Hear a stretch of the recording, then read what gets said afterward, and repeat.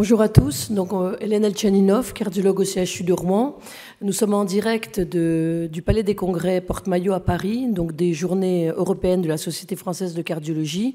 Et nous allons animer ce journal télévisé avec deux de mes collègues. Donc à ma droite, Guillaume Kella, qui est cardiologue au CHU de Nîmes. Et à ma gauche, Stéphane Lafitte, qui est cardiologue au CHU de Bordeaux. Donc Stéphane Lafitte, spécialiste en échographie cardiaque essentiellement, et Guillaume Kella en cardiologie interventionnelle, coronaire et structurelle. Donc nous allons finalement discuter pendant une vingtaine de minutes autour des thèmes de la maladie coronaire et de l'imagerie. Donc je vais commencer par Guillaume. Donc Guillaume, moi j'ai connu les débuts des traitements antithrombotiques, donc il y avait uniquement l'aspirine, ensuite est venu le Ticlide, ensuite le Plavix, et puis il y a eu une sorte de nouveau traitement antithrombotique de double association, et maintenant on revient un peu là-dessus, on a l'impression qu'on redescend. Est-ce que tu peux peut-être nous refaire le point déjà sur la maladie coronaire, parce qu'on s'y perd un petit peu, de savoir quel est finalement maintenant le standard de traitement dans la maladie coronaire? Effectivement, Hélène, effectivement, on a observé, comme tu l'as décrit, que finalement, un peu comme des phénomènes de mode, on s'est beaucoup intéressé au risque ischémique depuis une quinzaine d'années, avec finalement des traitements qui se sont intensifiés, à la fois en puissance de traitement et en durée de traitement. Donc ça a permis des évolutions intéressantes et des réductions des complications thrombotiques ischémiques. On pense à la thrombose de Stenn par exemple. Et puis il y a eu, au fur et à mesure qu'il y a eu un certain élargissement des indications d'angioplastie, une prise en compte plus spécifique du risque hémorragique. Et à partir du moment où on s'est rendu compte que ce risque hémorragique était presque aussi important que le risque ischémique, les stratégies finalement à rebours, c'est-à-dire finalement de se débarrasser soit en durée, soit en qualité du traitement antiagrégant plaquettaire sont arrivées. Et tout particulièrement dans la population dite à haut risque hémorragique, qui est une population de sujets de plus de 75 ans, de patients sous anticoagulants, de patients qui ont des comorbidités. Et on s'aperçoit que cette population-là ne tire pas du tout bénéfice d'une durée longue de bithérapie.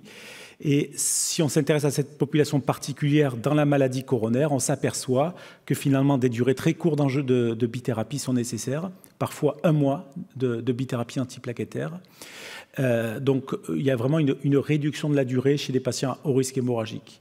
Et de manière intéressante et plus récemment, dans ta vie, on s'est aperçu que finalement on donnait empiriquement une bithérapie antiplaquettaire qui n'était probablement pas justifiée, puisqu'on s'aperçoit qu'une monothérapie par aspirine permet de réduire les complications hémorragiques sans prix à payer sur les événements thrombotiques après la mise en place d'un TAVI, avec quand même une interrogation sur la thrombose de valve, qui reste un événement heureusement très rare. Alors, est-ce que tu peux peut-être dire exactement, par exemple, nous donner l'ordonnance de sortie finalement d'un syndrome coronaire aigu chez un patient qui n'est pas forcément à haut risque? Voilà. Alors, on reste quand même sur des durées classiques. Donc, 12 mois de traitement antiagrégant plaquettaire chez un post-syndrome coronarien aigu, c'est la règle. On utilise des inhibiteurs puissants s'il n'y a pas de risque hémorragique élevé, donc ticagrelor ou prasugrel, pour une durée de 12 mois. Ça, c'est la règle. Si le risque hémorragique est élevé, on passe cette durée à 6 mois. Dans l'angioplastie élective classique, on reste à 6 mois de bithérapie aspirine clopidogrel. Cette durée peut être raccourcie à 3 mois, voire à 1 mois, en cas de risque hémorragique élevé. Très bien, donc ça c'est très clair. Et par exemple, chez un patient qui est depuis plus d'1 an sous anticoagulant pour une fibrillation atriale et qui reçoit un stent actif, puisque maintenant on met quasiment que des stents actifs, quelle va être son ordonnance? Alors là, effectivement, là, il y a un double risque. Effectivement, le risque de la fibrillation atriale, le risque de thrombose de stent. Donc, il va falloir marier un petit peu ces deux risques.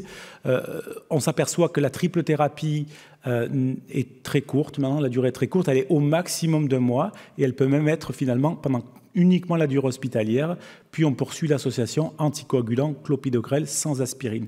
Donc triple thérapie maximum 1 mois, le plus souvent très court, presque 7 jours, et parfois entre les deux, entre 7 jours et 1 mois en fonction du risque ischémique du patient, puis la poursuite de l'association anticoagulant clopidogrel pendant une durée minimale de 6 mois. D'accord. Bon, ça c'est très clair. Alors, si on reste dans l'angioplastie, on sait que l'ambulatoire se développe beaucoup pour les actes chirurgicaux, de façon vraiment même impressionnante pour des chirurgies finalement qui nous semblent assez lourdes. Qu'est-ce qu'il en est de l'ambulatoire pour l'angioplastie coronaire qui se développe aussi? Est-ce que c'est finalement... Ça se pratique en France beaucoup. Et puis surtout, ce qui peut intéresser les participants, c'est plutôt quels patients seraient éligibles à l'ambulatoire? Effectivement, c'est effectivement une très bonne question parce qu'on a bien vu que l'ambulatoire durant le Covid a été un point très particulier car il était tout à fait adapté pour surmonter des crises sanitaires comme on a vu à l'hôpital et qu'avec l'encombrement dans les hôpitaux, dans les cliniques, l'ambulatoire avait vraiment tout son rôle. Alors, l'ambulatoire en cardio-interventionnel a mis un petit peu de temps à se développer par rapport à d'autres spécialités. Il est actuellement en grande voie de développement, de manière spectaculaire depuis 2 ans, avec des facilités pour l'organisation dans les structures. Ce qu'on peut dire, c'est que c'est parfaitement adapté à la coronarographie diagnostique, évidemment, puisque les patients sortent la journée, mais aussi à l'angioplastie coronaire. De nombreuses études ont montré que l'angioplastie coronaire en ambulatoire était sûre, mais en respectant un certain nombre de critères, et en particulier la complexité anatomique et aussi les caractéristiques du patient. Donc là, on va dire qu'une partie des angioplasties peuvent être faites en ambulatoire, mais une partie ne peuvent pas être faites en ambulatoire, notamment lorsqu'il y a des scores de complexité élevés ou que le patient a des comorbidités. Donc dans ces cas-là, c'est des patients qui peuvent rester en ambulatoire, mais parfois en 2 procédures d'ambulatoire pour garder quand même le fait de ne pas rester longtemps dans la structure hospitalière. Donc ça se développe beaucoup, et c'est, je pense, une voie vraiment d'avenir et qui va continuer à se développer très vite dans différentes structures. Le rôle d'une unité dédiée est très importante, car ça permet d'avoir un personnel paramédical formé qui va permettre de faire l'appel à J1 du patient. Et vraiment, je crois que c'est des structures dédiées qui sont l'avenir dans la cardiologie interventionnelle ambulatoire. Et c'est évidemment pareil sur la rythmologie. D'accord, bon, écoute, merci beaucoup. Merci. Donc on va passer un petit peu à des questions dans le domaine de l'échographie cardiaque. Alors l'échographie transthoracique, c'est vrai que c'est presque devenu comme l'électrocardiogramme, enfin j'exagère un petit peu, mais presque. C'est extrêmement répandu et tous les cardiologues se forment à l'échographie à l'échographie cardiaque. Donc si on commence par l'échographie standard transthoracique, on la connaît depuis des décennies. Qu'est-ce qu'on attend ou qu'est-ce qui s'est développé récemment? Et je te pose cette question parce que ça peut être intéressant pour des cardiologues ou des centres qui souhaitent acquérir un nouvel appareil d'échographie cardiaque. Est-ce qu'il y a des nouveautés qui peuvent vraiment faciliter la vie du cardiologue et aussi améliorer le diagnostic pour nos patients finalement? Merci Hélène. Ce que l'on voit en fait n'est juste que la prolongation des développements technologiques dans notre société, notamment l'avènement de l'intelligence artificielle. Et l'échocardiographie aujourd'hui bénéficie d'avancées vraiment qui sont patentes et qui vont permettre de traiter et faciliter l'obtention d'informations fiables. On va pouvoir, grâce à cette échocardiographie dotée d'intelligence artificielle, obtenir de la reproductibilité des mesures, de la fiabilité dans des mesures de fraction d'éjection, et tout ça a des réponses et une vélocité qui est largement accélérée par rapport à ce qui se faisait jusqu'à précédemment. Je pense notamment à l'avènement de l'échographie tridimensionnelle sur les appareils d'échographie transthoracique. C'était une utopie il y a encore quelques années, aujourd'hui c'est une réalité. Alors on ne va pas faire de l'échographie 3D juste pour voir en 3D le cœur, ça n'a pas de sens, mais par contre pour mesurer fiablement une fraction d'éjection, des volumes télédiastoliques, télésystoliques, et ça en quelques secondes et avec une reproductibilité qui est largement inférieure à ce que l'on avait jusqu'à maintenant en échographie transthoracique. D'accord, donc le 3D, ce n'est pas une énormité que de se dire qu'on peut l'avoir dans un cabinet de cardiologie pour nos patients. Alors c'est un investissement, on ne va pas le nier aujourd'hui, forcément, mais en fonction du volume de patients qui sera investigué, et fortiori avec une normalisation, notamment dans la prise en charge des patients, basée sur des paramètres échocardiographiques, obtenir une information fiable en 3D, sur des volumes ou même sur des parois, c'est vraiment quelque chose qu'il faut tendre à, encore une fois, pour une meilleure prise en charge de ces derniers. Et l'échographie tridimensionnelle fait partie de ces outils qui vont permettre d'améliorer la qualité du service aux patients. Et est-ce que justement ça nécessite une formation particulière de passer de l'échographie transthoracique standard 2D pour passer si on acquiert une machine 3D, est-ce qu'on a besoin besoin d'une formation particulière ou c'est quasiment de l'automatisme? C'est très automatisé, c'est Oui. assez simple. Une mini-formation permet en tout cas d'aller à l'essentiel, encore une fois, si l'objectif est d'obtenir des mesures reproductibles et fiables. Et c'est vraiment l'objectif. Il ne faut pas se dire qu'on va regarder en 3D le cœur. C'est vraiment pas le principe. Ça, c'est vraiment une autre évolution qui se fait plutôt dans le domaine de l'expertise, de l'analyse structurelle pour tout ce qui est valvulopathie. Mais là, on parle vraiment du terrain de la fiabilité de l'examen transthoracique. Et au-delà de l'imagerie tridimensionnelle, ce que nous amène l'intelligence artificielle, c'est l'automatisation des mesures des spectres. Donc tout ce qui est mesure d'intégrale temps-vitesse, des spectres aortiques, mitraux ou autres paramètres vont être automatisés. Et là, il va y avoir un gain substantiel pour l'opérateur. On a des temps d'examen qui sont tombés à 10 minutes aujourd'hui en mesurant autant de paramètres qu'auparavant, paramètres qu'on mesurait à la main. D'accord, oui, donc c'est quand même très important, c'est une bonne avancée, mais bon, je comprends qu'il y a un investissement. D'accord, donc merci. Et si on revient à la formation, justement, comme je disais un peu en introduction, l'échographie transthoracique, c'est indissociable finalement de la pratique d'un cardiologue. Alors, est-ce qu'il y a des évolutions dans la formation? Puisque maintenant, bon, l'internat, il y a une option imagerie.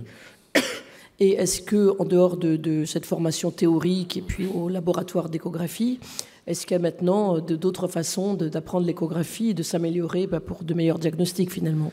Alors quand on veut rentrer dans un monde un peu plus spécifique et qui est celui du structurel, notamment avec l'avènement de toutes ces techniques que nous connaissons tous presque au quotidien, MitraClip, traitement de la tricuspide, etc., il y a un besoin de connaissances raffinées ou affinées des structures et qui passe par une modalité un peu spécifique d'application de l'échocardiographie où, à l'opposé de ce qu'on faisait jusqu'à maintenant, c'est-à-dire qu'on avait des plans de référence qu'on appliquait, cette fois-ci, on va créer un espèce de continuum écho-anatomique, c'est-à-dire qu'on va reprendre les bases de l'anatomie cardiaque et se projeter les plans de coupe, et on va pouvoir aller chercher n'importe quel plan de coupe, et là encore, l'échographie tridimensionnelle permet d'aller dans ce sens-là.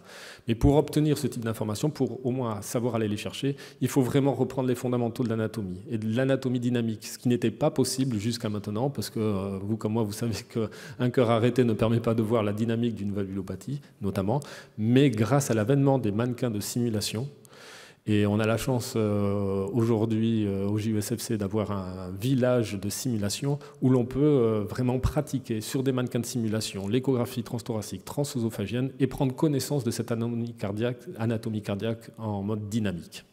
Oui, parce que par exemple, participer à une intervention chirurgicale n'apporte pas autant d'informations sur le cœur en 3 dimensions que la simulation. Donc c'est même supérieur finalement. C'est largement supérieur parce que déjà on est vraiment à proximité, alors que quand on va au bloc opératoire, on est souvent derrière l'épaule du chirurgien à 70 cm du champ qui mesure 3 cm².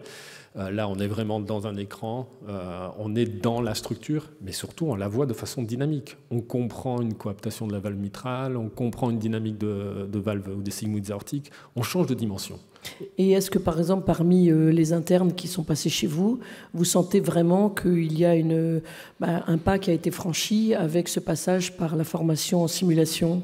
Oui, totalement. En fait, cette sensation d'écho-anatomie était une sensation jusqu'à l'avènement des mannequins de simulation qui était obtenue après 1 ou 2 décades d'expérience dans le domaine de l'échocardiographie et a fortiori chez des compétences qui avaient une proximité du bloc opératoire, puisqu'il y avait la possibilité de discuter avec le chirurgien. Aujourd'hui, à partir du 2e ou du 3e mois de formation en échocardiographie transthoracique, ils vont sur les mannequins de simulation pour apprendre le TO. Donc ils ont des standards d'écho-anatomie qui vraiment leur permettent de gagner vraiment dans leur apprentissage.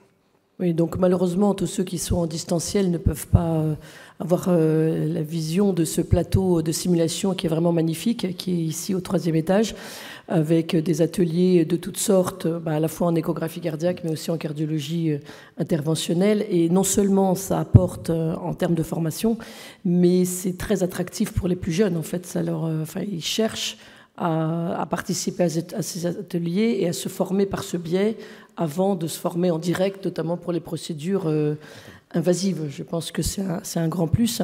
Et juste pour la petite anecdote, c'est vrai que les inscriptions à cette simulation étaient ouvertes en amont du congrès, et puis il n'y avait plus de disponibilité. Et donc du coup, la Société française de cardiologie, avec le comité d'organisation du congrès, on va, je pense, encore plus développer ce champ de formation dans les années à venir, tellement ça a d'importance. Donc écoutez, je crois qu'on a un petit peu parlé des choses nouvelles ou des points qui peuvent vous intéresser. Donc on va clore cette petite émission télévisée. Je vous souhaite une bonne journée et puis à bientôt sur d'autres émissions. Au revoir. Merci beaucoup. Au revoir.